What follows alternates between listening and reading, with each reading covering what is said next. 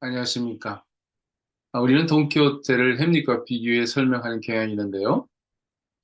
좀 더 자세히 말해서는 돈키호테형의 인물에 대해 햄릿형의 인물을 대비하고 그 전형을 어떤 특정한 인물에 대입하곤 하죠. 사실 어떤 인물을 하나로 규정한다는 것은 불가능하며 많은 모순을 낳기 때문에 두 인물을 전형화한다는 것 자체부터 문제를 안고 있는데요. 그럼에도 불구하고 각각의 인물은 나름대로 두드러진 성격을 갖고 있는 것은 사실이니까 여러 오류에도 불구하고 인물을 전형화하여 설명하는 것 역시 피할 수 없는 현실이기도 합니다. 한편 돈키호테와 햄릿을 비교의 대상으로 보고 설명한 대표적인 경우가 바로 러시아의 작가 이반 투르게네프입니다. 그는 1860년 상트페테르부르크에서 열린 국비판 작가 학자 구제협회 모임에서 햄릿과 돈키호테라는 제목의 강연을 합니다.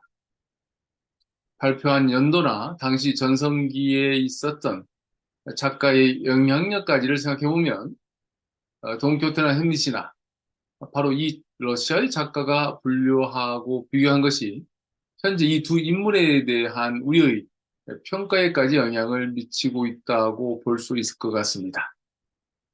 따라서 트루게네프의 강연 내용을 알아보는 것은 나름대로 의미가 있다고 보이는데요. 햄릿과의 비교를 통해 동교태에 대해 접근을 해보는 기회를 갖도록 하겠습니다.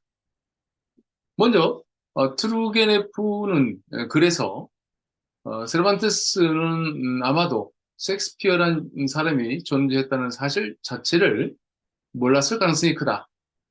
하지만 셰익스피어는 자기 이 생의 마지막 3년 동안 당시 이미 출간되어 있던 유명한 소설의 영어판을 스탠퍼드에 있는 자기 집에서 호조시 틀어박혀 읽었을 게 틀림없다.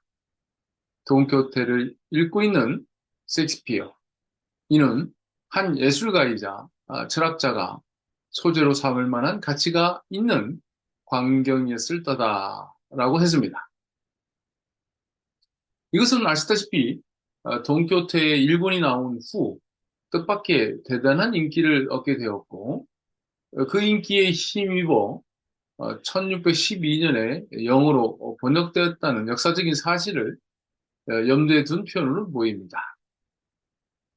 참고로 불어로는 1614년, 이태리어로는 1622년, 독어로는 1648년, 네덜란드어로는 1657년에 번역되었죠. 이렇게 트루게네프는 돈키호테를 읽고 있는 셰익스피어라고 언급하면서 세르반테스의 돈키호테가 셰익스피어에게 영향을 주었을 가능성을 확신했는데요. 아마도 셰익스피어의 극작품 중 돈키호테에서 가져온 것이 있다는 것을 인식하고 말한 것 같습니다.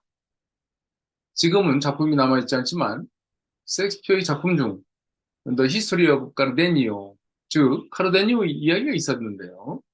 그것은 돈키호테 내용 중 젊은 카르데니오와 주변 인물들 간의 얽힌 이야기를 바탕으로 만들어졌다고 말합니다.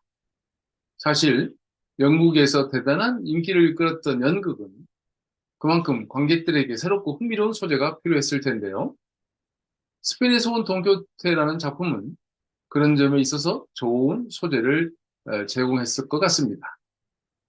그러고 보니 고전 문헌학자이며 셰익스피어 전문가였던 헤러드 블룸도 셰익스피어가 돈키호테를 읽었다는 증거가 있지만 세르반테스가 셰익스피어를 읽었을 가능성은 매우 희박하다고 말하면서 플로베르의 보바리 부인은 여성 돈키호테이며 허먼 멜빌과 마크 트웨이는 세르반테스 쪽이며 dob세스키, 트루게네프, 토마스 만 그리고 실질적으로 모든 스페인어권 소설가들도 마찬가지로 세르반테스적이다라고 말할 정도로 세르반테스의 돈키호테가 갖고 있는 영향력을 강조했습니다. 소설의 내용뿐 아니라 형식적인 것, 그리고 기법과 사상 등 다양한 면에서의 영향을 포함하는 표현이죠. 한편 투르게네프의 글에서 먼저 눈에 띄는 것으로는 햄릿과 돈키호테의 여성관에 대한 것인데요. 햄릿에 대해 투르게네프는 그를 사랑하는 일은 불가능하다. 햄릿 자신이 그 누구도 사랑할 수 없기 때문이다라고 단언하고 있습니다. 햄릿의 여성관은 처음부터 자신의 어머니에 대한 불신과 연결되어 있다고 본 것인데요. 햄릿의 아버지이자 자신의 형을 죽이고 왕위에 오른 클로디어스를 받아주고 자신이 남편이자 햄릿의 아버지가 독사에 물려 죽었다는 거짓말을 하는 어머니에 대해 믿음을 갖지 못하는 햄릿은 결국 다른 여인, 특히 오피리아와의 관계에서도 그대로 영향을 미치고 있음을 지적하고 있죠. 햄릿이 자신의 어머니인 거트루드에게 약한 자여 그대의 이름은 여자입니다 라는 대사를 우리는 기억하고 있는데요. 아울러 햄릿이 오피리아에게 모두 다 극악하기만 한 존재들이요. 사람이란 그렇소. 수녀원으로 가시오. 왜 사내와 사귀어 죄 많은 인간을 낳겠다는 거요. 수녀원으로 가시오. 라는 대사도 햄릿의 여성관을 보여주는 대목으로 제시하고 있습니다. 여기에 비해 돈키호테는 필요하다면 자신의 생명까지도 희생할 수 있는 그런 이상에 대한 애착으로 가득 찬 인물이다라고 투르게네프는 말하고 있는데요. 돈키호테의 둘신에 대한 사랑은 바로 이 이상적인 것에 대한 애착이자 돈키호테라는 인물에게 깃들어 있는 희생정신이 바탕이 된 것으로 보고 있죠. 사랑하는 일을 위한다면 생명까지 바칠 수 있는 인물이라는 것이죠. 햄릿에게 여성이란 배신과 불신의 인물이지만 돈키호테에게 여인은 이상적인 존재이며 절대적인 존재이기 때문에 맹목적으로 사랑하고 목숨까지도 바칠 수 있는 대상이라고 보고 있는 겁니다. 한편 투르게네프는 돈키호테가 바르셀로나 해변에서 벌어진 하얀 다리 기사와의 결투에서 치명적인 패배를 당하면서도 끝까지 둘시네를 보호하는 다음의 말을 인용하고 있는데요. 기사여, 나를 찌르라. 하지만 처량한 내 모습이 둘시네아의 명성과 명예에 누가 되지 않도록 해달라. 그녀야말로 내게는 여전히 세상에서 가장 아름다움을 띤 여인인 까닭이요. 네, 그러고 보니 돈키호테에게 적용하고 있는 희생이라는 표현은 햄릿의 경우와 비교하기에 도입된 말로도 보일 만큼 두 인물의 여성과는 대단히 대조적입니다. 자기 희생의 아이콘이 이 돈키호테라면 햄릿은 자기 자신에만 지나치게 집중하는 자기중심적 인물로 타인에 대한 희생이란 전혀 기대할 수 없는 인간형으로 보고 있기 때문이죠. 이렇게 사랑이 있어서도 상대방을 위해 희생하지 않는 햄릿에 대해 그를 사랑하는 일은 불가능하다. 햄릿 자신이 그 누구도 사랑할 수 없기 때문이다라고 표현한 것을 이해할 수 있을 것 같습니다.